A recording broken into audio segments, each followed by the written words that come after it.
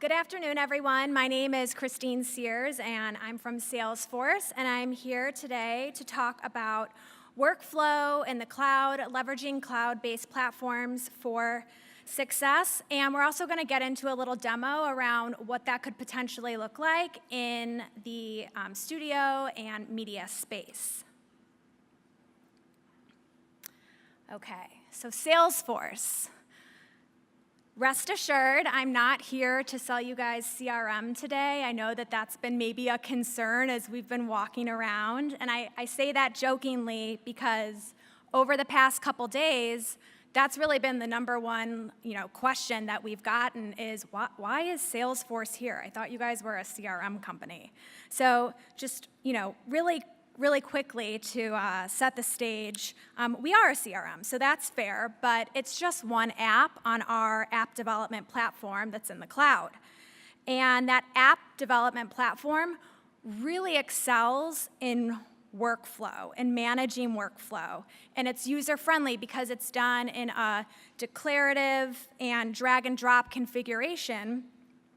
And to build custom apps to support any business process really that you could have. So it's extremely flexible. So the question stands, why develop workflow in the cloud? Why would you do it? Well, really it's to move faster and to be smarter and to simplify the business. Because today we know that data is siloed. And a lot of what we hear when we talk to our customers and when we talk to you guys here is that, as an asset moves through the business process, it's moving in and out of silos, and sometimes it's being outsourced. And it's going into different point solutions, really. And all that info is really lost, and all that data is lost because it's stored in spreadsheets.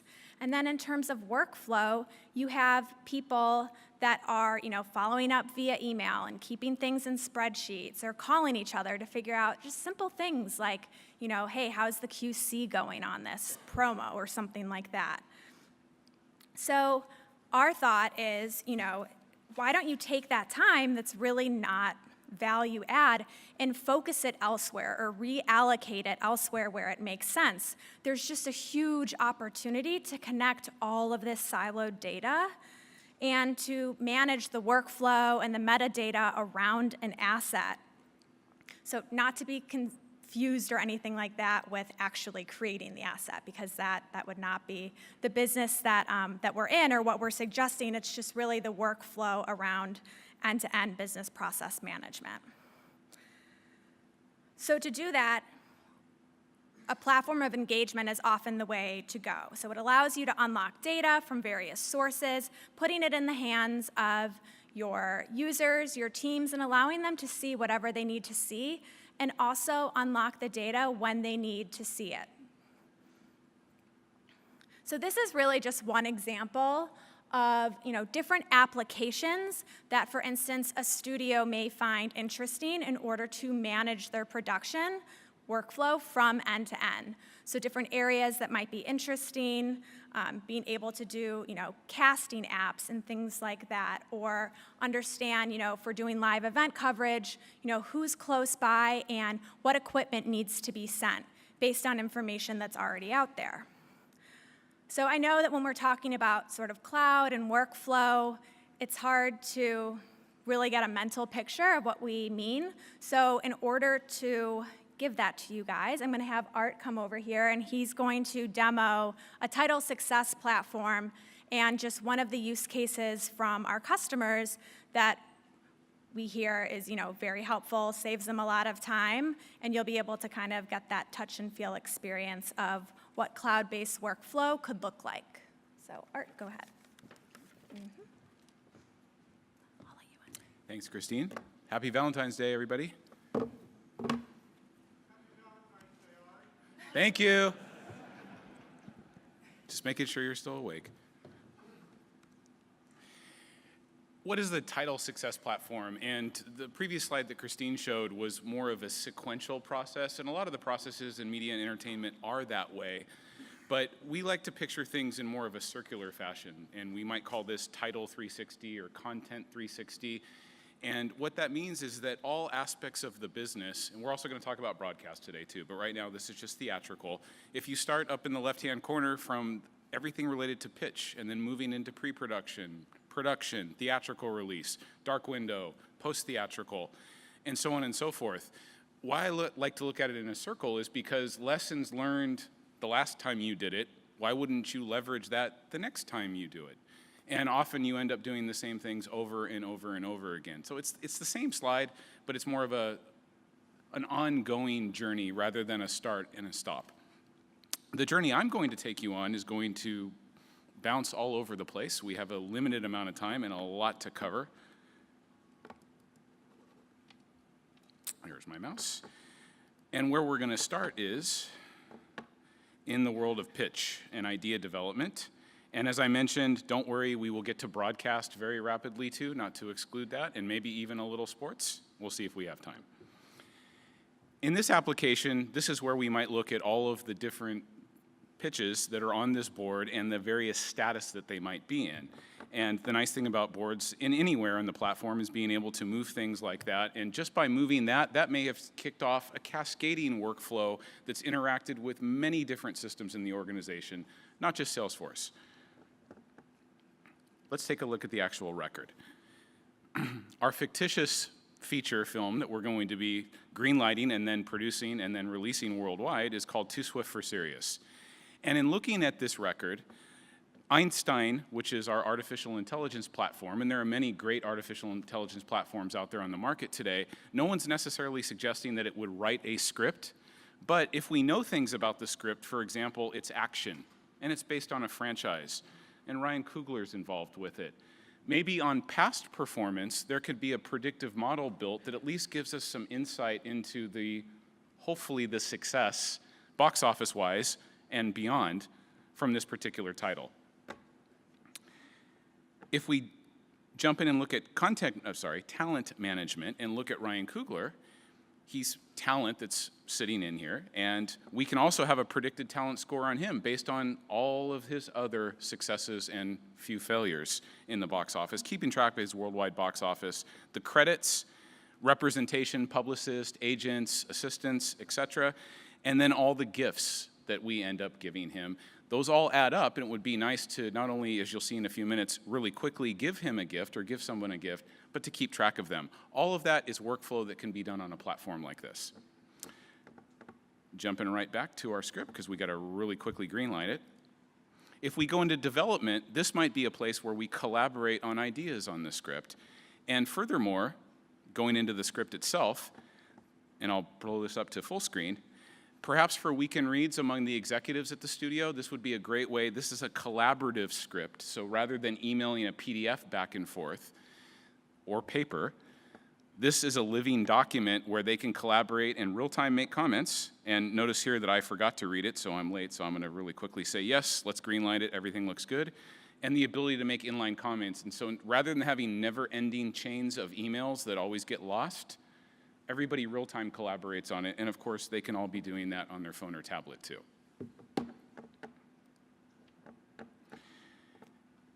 Lo and behold, we've greenlit the film. Let's move on into pre-production and production. Theatrical management is what we'll call this. As I move from a different role, notice that the interface changes slightly. Now we're looking at all of the upcoming titles that are going in. As this application also helps us manage the worldwide release of this title, we can see by exhibitor how that particular title is performing worldwide. When you see things like this, these are examples that can be done. Analytical data like this and building predictive models on data can be done with any type of data, not just box office data. This is just an example. And as we move to the title screen, and I move it, so notice it says pitch right now. As we move to the next stage, and I mark that as current status, see how everything changed? By the way, there's no requirement for a person to go in there and click that. Some event in some other system could have talked to this system and said, it's time to bump it to the next stage, and it happens. Now when we look at the pre-production stage, maybe we want to do social listening and get an idea of what's resonating in social media related to that title, related to that genre, related to the comps.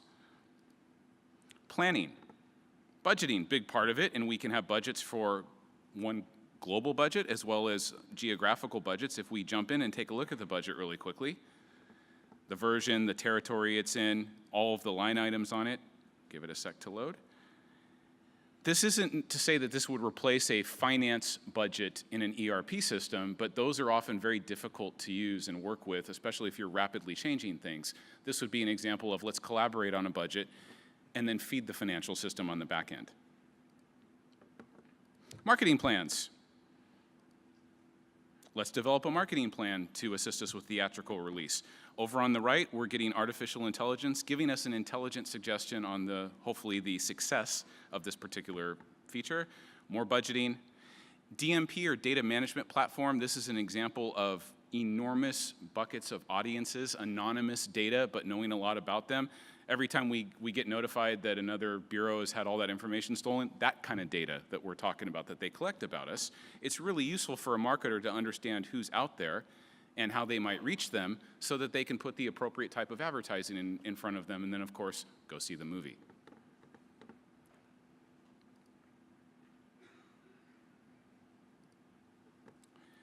Whoops, I missed Ultimates, sorry about that. Jumping a little bit ahead, we might put some estimates in here at the ultimate level, and then really jumping ahead as we look at the lifetime or 10-year performance of that title, seeing all of the ultimate information here. None of the data I'm showing you necessarily resides in this platform or in Salesforce. It doesn't have to be in there. This can be a real-time call presenting that data from some other system, and as soon as the user moves away, it disappears. One of the benefits of being in the cloud. Territories. This is all the territories we're going to release, the number of screens, who's distributing it there, the budget, and so on and so forth. Concept development, so creating trailers, and just to give you an idea, maybe we want to do some internal testing as well as some focus groups on several different types of trailers, and to see what people think, and that might be the one that then ultimately makes it to air. Press junkets, event management, as an example. So we'll go into the Too Swift for Serious LA junket. This would be the part where, not where we're actually running the junket, I'm gonna show you that piece in just a second, but this would be all the planning that goes into it. We've got to make sure who's gonna be there. We already talked about talent management, so we're gonna be bringing the cast from the feature film to the junket. We've got to make sure the right stuff's in their green room, what hotel are they gonna stay in, being able to plan all of that stuff without having to use a lot of paper and email back and forth. Keeping track of gifts that we may have given, and then we go to the logistics page. So this would be where we might be real-time coordinating the junket, so the day of the junket, and looking down here in our sample scheduling board, we see room 301, 302, 303. Maria Menounos has come in, and she wants to meet Ryan at 9 a.m., and we'll, if I do it right, drag her right into that slot. Like that, and then boom, that slot's booked, and then as things always happen during junkets at the last minute, we have to shuffle things around. Just a way that you can do it collaboratively in software. On that junket, let's say we want to enter in a new gift really quickly, and Christine did such a good job, we'll give her a gift. You want travel or gift basket? Travel, okay. Hit save. That's an example of I created a new gift request. It's sitting here, but because it's spontaneous and we didn't do it ahead of time, perhaps I need to get approval. Workflow is inherent in this solution, and if we hit submit for approval, like that, and I bring up my phone emulator really quickly, you'll see up here in the corner under notifications, besides it showing me I need to review script and get to that production meeting that I'm late for, right here, it's saying Art Johnson is requesting approval for this gift request. And right on my mobile phone or tablet, Android or iPhone, real time, not a separate application, being able to say, yeah, that's good, and approve it, and boom, now Christine's got her $1,000 travel voucher. Just like that. Let's move past theatrical to post-theatrical. And we'll start with home entertainment, and then get to television distribution, and then get to the really fun stuff where we have to make everything. This is allowing us to manage the brand worldwide, as well as do geographical home entertainment, promotions, et cetera, with retailers.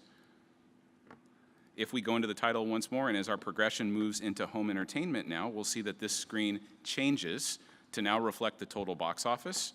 It also has not lost any of that box office information. And working with some of our media and entertainment customers, there seems to be a wall between theatrical and post-theatrical, and a lot of the content and information that's available theatrically, for some reason, doesn't get to home entertainment and TVD, into the supply chain. And we want to help with that. Similar to what we saw pre-theatrically or theatrical release, all of the promotions, campaigns, social media. The idea is all of this is here. Products, we can define the product catalog and all the individual SKUs, Blu-rays, digital downloads, et cetera, helping us manage all of the home entertainment worldwide. Now we go to television distribution.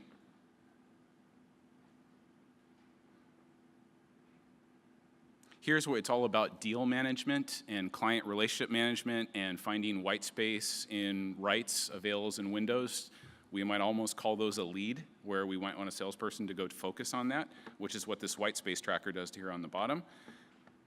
If we move into a title, same thing again, and jump ahead into TVD, they might see it like this, where on the right, it's suggesting some smart bundles. So based on your clients, your accounts, your customers, this is what we have available in the catalog, truly available. It's in a window, it is available, and there's rights available, and you might want to really quickly click those, and that adds them to a deal, or maybe that initiates an avails request to see, is that content available?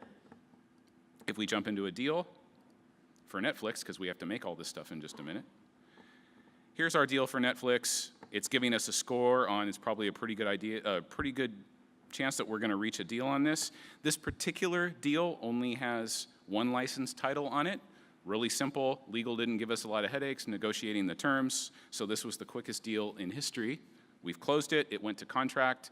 Now we got a big problem because we got to make all that stuff in a very specific format for Netflix. So jumping from sales and TVD, let's go into enterprise operations. Or some might call that the digital supply chain in media. We sold it. Now we got to create all the deliverables and deliver them. Historically, that's been done in spreadsheets and email and a variety of different systems and back and forth between them. And the idea is that from a smart inbox like this, people working in this role are going to be managing a lot of work. So why don't we surface the things that are most relevant to them at the top without them having to review 1,000 emails every day, like this. Here's our new project. And if we jump down to, we see for Throne of Thrones, one of our other titles, there's a possible delay in that particular title. And the reason why is there's a backlog, or the source file, I'm sorry, is overdue from a vendor. Might need to know about that. It's really cool to know about that right now. Even better if we knew about it before it ever happened, like I'm about to show you. And then down below, some projects I'm interested in. If you'd rather look at it in more of an Excel view, you could see it like that. If you want to see analytics of everything that's going on, so for example, we do a lot of outsourcing with Deluxe, and show me all the work that's in progress at Deluxe, and this is going to break it across all the different departments in my organization, and maybe we'll look at all the TVD work going on, and then we can drill in on it and look at that individual detail. There's always places for people to manually explore data and take action, but sometimes it's nice if the system does it for you. On the right-hand side, this Insights is saying there's a media work order out there, but you forgot to assign an editor to that. And what it's done is say, here are 2 editors that meet the criteria, whatever that criteria might be. It's not that they're just available. Maybe they have the correct skill, they're available, and assigning them this shift won't bump them into overtime and make them go on their required break. Except they've been assigned. How do they get notified? They can get a notification on their phone, they can get an email, they can see it when they log in. That's really up to you. Okay, so let's make a project. We've got Netflix here. We're going to say apply template. Current feature, Netflix. You might call these specs or a customer profile. We know Netflix wants IMF, and we know we just sold the rights for 100 different countries for it in 100 different languages. So if we had a template for that, it would seem logical that we could create all of the deliverables, or the request to create all those deliverables without a person having to manually do it. And that's exactly what's going to happen when I say okay. It's going to go through. You can read it, so I won't read it to you unless you're in the back. But basically, it's saying it's doing a bunch of work that normally people have to do. Non-value added work, by the way. And we say, okay, and it's going to take us to that project. And there it is. just a minute ago, I made a comment that on the front page that it showed us that something was late. Here's an example of where it's telling you it's late before it's even late, if that makes sense. In other words, it's predicting there's going to be a delay here. Why?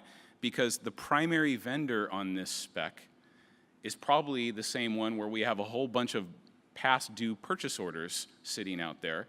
And so it's saying it's going to be late, which is great, but can it help you more? Now it's giving a suggestion on what to do about it.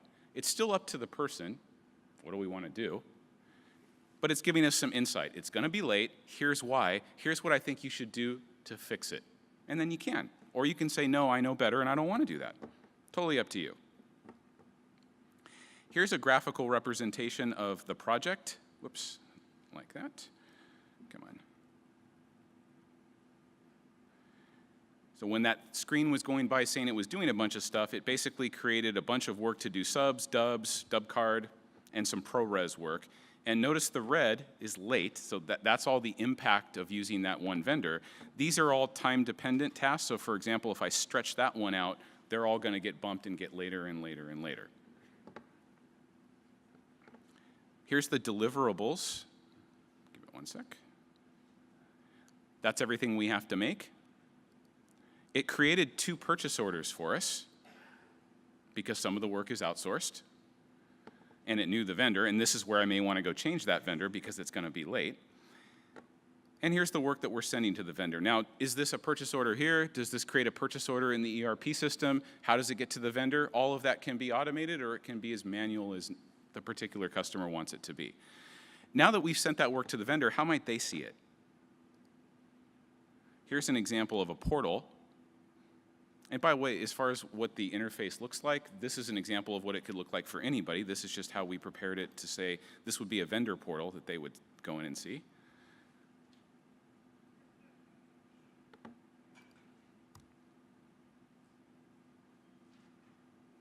Oops, or not. All right, we'll come back there. No wonder they're backlogged. Okay.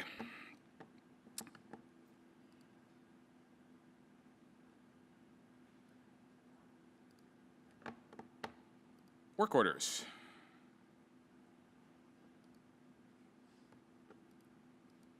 I think the internet connection is down. Maybe not. Let's see. Yeah, there we go. Sorry. Here's our work order. So we're going to do some of the work in-house. And the scheduling of that particular work will be here and show us the resource.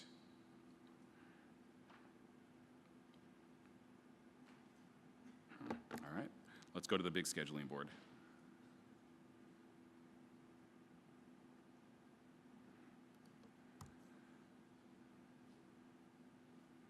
Okay, here's all the events that are being scheduled. If we want to look at that by equipment,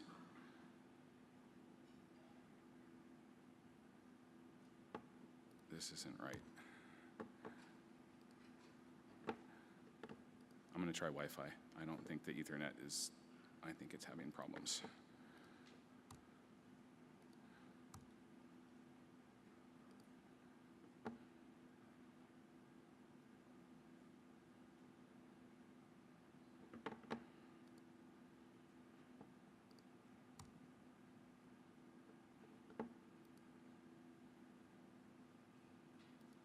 Okay. Maybe we should have, do we want to do questions? I don't know what's going on with the Ethernet, but we got no internet. Were you on the right password? Yeah, I was on the Marriott conference. I was on it earlier, and the Ethernet one's down too. Oh, up. There we go. It was just Christine Goodluck coming over here. Okay, never mind. Here we go. Christina, everyone. Here's all of our resources, not people, but equipment, editors, mixing, etc. This red means late. And then by crew, we could see the same thing, all of our different people and what they're doing. And if we want to drag something and reassign it, maybe it's not so late anymore.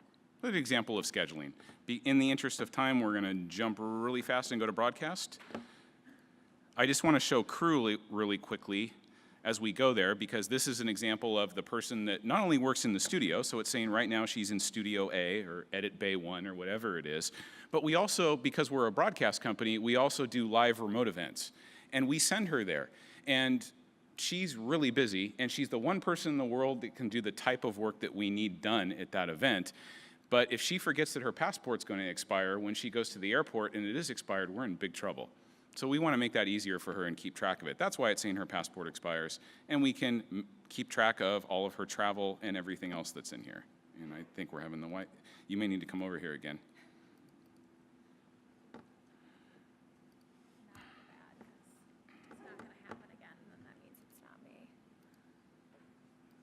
Yeah, I don't. I'll try one more because I want to show broadcast. Okay.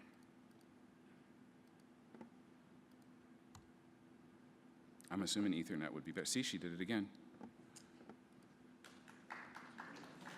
The trick is to make it look like an accident. Broadcast ops, really quickly in our remaining time. This is the same exact story, except now there's series with seasons and episodes. Kind of the same thing. And then, of course, we might do live news, too. All of our resources being used and being able to keep track of all the Avid work that's going on as an example. On the right-hand side, planned live coverage. This is all of our slugs for all of the schedule that are going to be in the news and everything we're going to be showing. We'll come back to breaking news in just a second. Christine, I think at this point you should stand next to me. Yeah, I don't, it's on the Ethernet, but it's just very slow. What you would be seeing is the show record. Yeah, I don't know what to do. Here, I'll try Wi-Fi one more time, and that's it. Then we can do questions and then not do it. Yep.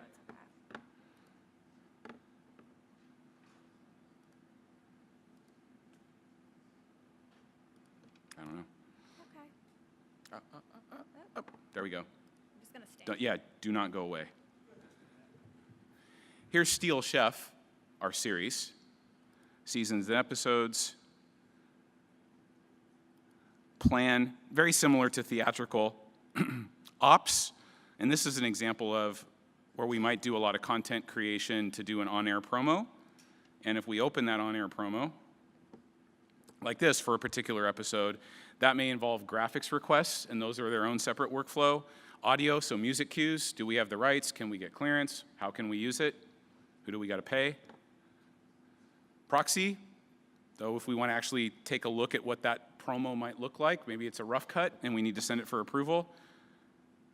The script, so the producer and the editor can be collaborating on the script for the promo without having to run around the building and find each other. And quality control tests as well.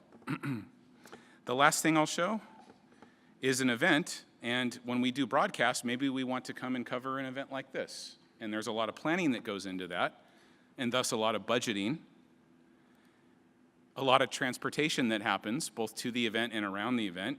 Of course, if we have all of that data and all the times and all the people, then we can automatically create digital call sheets without having to manually create them and email them or keep them on a clipboard. Vendor relationship management, safety, expenses, just all things that would go into putting on that event. Just in the interest of time, we'll go to this last one for you. All right. Okay. Thank you. Sorry about the technical problems. Thank you, guys. We're good. We'll let the next guys go. Yeah.